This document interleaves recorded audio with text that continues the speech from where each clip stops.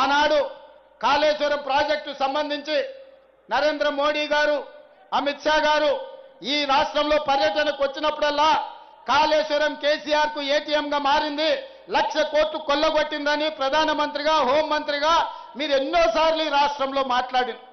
కాళేశ్వరం కట్టడం, కాళేశ్వరం కూలడం 3 ఏళ్లలో జరిగిపోయింది. 1,00,000 కోట్ల రూపాయలు ఈ రోజు గోదావరిలో కలిసిపోయినాయి. దాని మీద జ్యుడిషియల్ కమిషన్ వేసి నివేదిక తెప్పించి కేసీఆర్, హరీష్ రావు దోషులు, వాళ్ళ మీద చర్యలు తీసుకోవాలని ఇస్తే ఆ విషయాన్ని అసెంబ్లీలో చర్చించి సిబిఐకి పంపించినాం. సెప్టెంబర్ 1 నాడు కేంద్ర ప్రభుత్వానికి కేసీఆర్, హరీష్ మీద సిబిఐ కేసులు కట్టి అరెస్టు చేయమని మేము పంపించినాం. కిషన్ రెడ్డి గారు అంతకుముందు అన్నారు, మాకివ్వండి సిబిఐకి 48 గంటల్లో తండ్రి కొడుకులను చెర్లపల్లి, చెంచల్గూడ జైలుకు పంపిస్తామని. నేను ఈనాడు సూటిగా సవాలు విసురుతున్నా కిషన్ రెడ్డి గారికి, మీరు చెప్పింది నిజమైతే, మీరు కేసీఆర్ కు లొంగిపోకపోతే, మీరు వాళ్ళు ఒక్కటి కాకపోతే, బీఆర్ఎస్ బీజేపీ ఫెవికల్ బంధనం ఒక్కటి కాకపోతే ఎప్పుడు అరెస్టు చేస్తారో 11 తారీఖు లోపల సిబిఐ ఎఫ్ఐఆర్ చెయ్యాలి, కేసీఆర్, హరీష్ ను అరెస్టు చెయ్యాలి.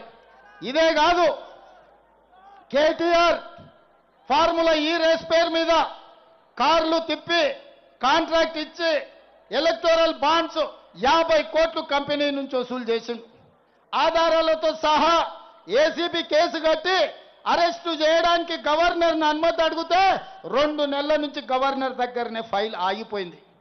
మరి నేను ఇవాళ అడుగుతున్న కిషన్ రెడ్డిని, కేంద్ర మంత్రి మీరు ఎందుకు కేసీఆర్, హరీష్ ను కాళేశ్వరంలో కార్ల రేసుల్లో కేటీఆర్ ను అరెస్టు చేయడానికి మీరు ఎందుకు అనుమతిస్తలేరు?